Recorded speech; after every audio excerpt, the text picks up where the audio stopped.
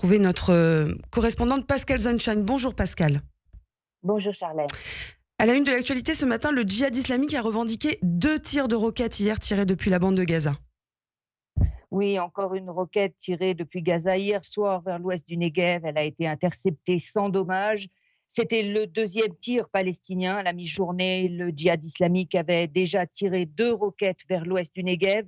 Une avait été interceptée, mais l'autre s'était abattue à quelques dizaines de mètres à peine d'un jardin d'enfants, heureusement sans faire de blessés. Hier matin, les milices Houthis avaient bien, elles, tiré un tir de missile balistique contre Israël depuis le Yémen, mais le missile s'était désintégré en vol, ce qui explique qu'il n'y ait pas eu d'alerte. À Gaza, Tsahal poursuit ses opérations, jusqu'à présent limitées à des positions statiques de troupes et à des éliminations ciblées. Le Hamas a annoncé que son porte-parole, Abdelatif Al-Kano, avait été tué hier dans une frappe israélienne à Jabalia. Et puis sur le front nord, des indications sur un nouveau raid de l'aviation israélienne en Syrie cette nuit dans la région de Latakia. L'armée israélienne affirme également que ses troupes ont tué un Palestinien masqué, Pascal. Oui, des opérations de Tsahal, on l'a dit, qui continuent dans la bande de Gaza de façon à accentuer la pression sur le Hamas pour qu'il accepte de revenir à la table des négociations. Des opérations qui, jusqu'à présent, n'engagent pas de combat direct entre le Hamas et Tsahal, mais qui donnent lieu toutefois à certains accrochages, notamment quand les troupes israéliennes sont directement menacées, ou dans le cas donc de frappes ciblées qui continuent contre des cadres terroristes, militaires ou politiques du Hamas. Nouvelle démission au sein de l'appareil militaire israélien également.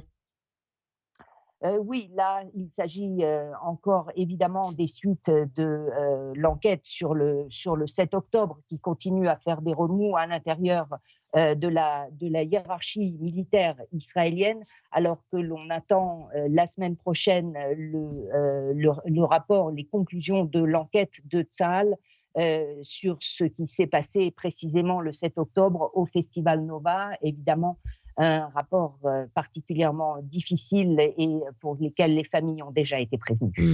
Et le début du vote a commencé déjà à démarrer un peu plus tôt là ce matin sur les nominations judiciaires.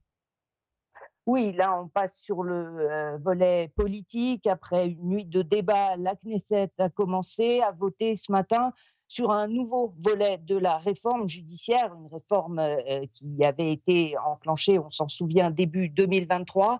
Là, il s'agit de modifier le système de nomination des juges en retirant leur droit de veto aux juges de la Cour suprême et en remplaçant les avocats par des députés dans la commission qui est chargée des nominations des juges.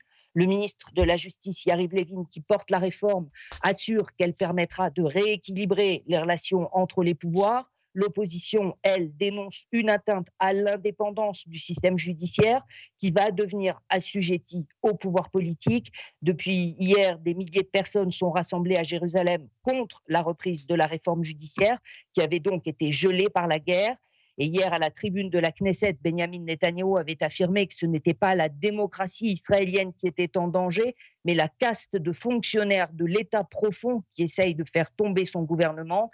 Hier soir aussi, réunion de la centrale syndicale israélienne, la Histadrout, et des responsables du patronat qui s'inquiètent aussi des répercussions économique de la réforme judiciaire et des nouvelles divisions auxquelles on assiste dans l'opinion et qui ont discuté d'une éventuelle grève générale en cas de crise institutionnelle.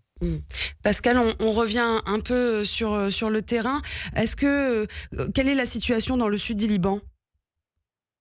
Pour l'instant, c'est toujours le cessez-le-feu qui est maintenu. Tsahal, de son côté, continue, comme il le fait depuis l'entrée en vigueur de la trêve fin novembre, à surveiller tous les mouvements du Hezbollah et à intervenir chaque fois qu'il estime qu'il peut y avoir une menace directe, que le Hezbollah essaye de déplacer des armes ou de se réorganiser. On sait que l'armée régulière libanaise a pris position au sud du Litani, c'est-à-dire dans la zone des 10 kilomètres au nord de la frontière israélienne, où elle doit évidemment totalement remplacer la milice chiite libanaise du Hezbollah. Normalement, Tsahal, quand il s'aperçoit d'une infraction au cessez-le-feu, doit en avertir le comité de supervision et l'armée libanaise, mais garde donc sa possibilité d'intervention directe en cas de menace immédiate ou de menace concrète. C'est donc ce qu'elle fait maintenant depuis plus de 3 mois. Et on en est déjà à plus d'une centaine d'éliminations ciblées de terroristes du Hezbollah depuis l'entrée en vigueur du cessez-le-feu. Pascal, un mot sur les otages. Hier, par exemple, la mère de l'otage Tamir Nimrodi affirme n'avoir reçu aucun signe de vie de son fils. Que sait-on aujourd'hui des familles? Qu'est-ce qu'elles disent? Les familles sont évidemment extrêmement inquiètes dans la mesure où on n'enregistre toujours aucun progrès dans les négociations sur une prolongation de la trêve. La proposition formulée par l'Égypte d'une trêve de 7 semaines en échange de la libération immédiate de 5 otages n'a toujours pas avancé. Hier, le ministre des Affaires stratégiques, Ron Dermer, était à Washington pour s'entretenir avec Steve Witkoff, notamment de la situation des otages. Mais pour l'instant, rien de nouveau. Le chef du gouvernement israélien, lui, doit tenir une réunion du cabinet de sécurité samedi soir sur ce dossier. Merci beaucoup, Pascal. On vous retrouve un peu plus tard pour le Zoom Israël. Merci, à tout à l'heure.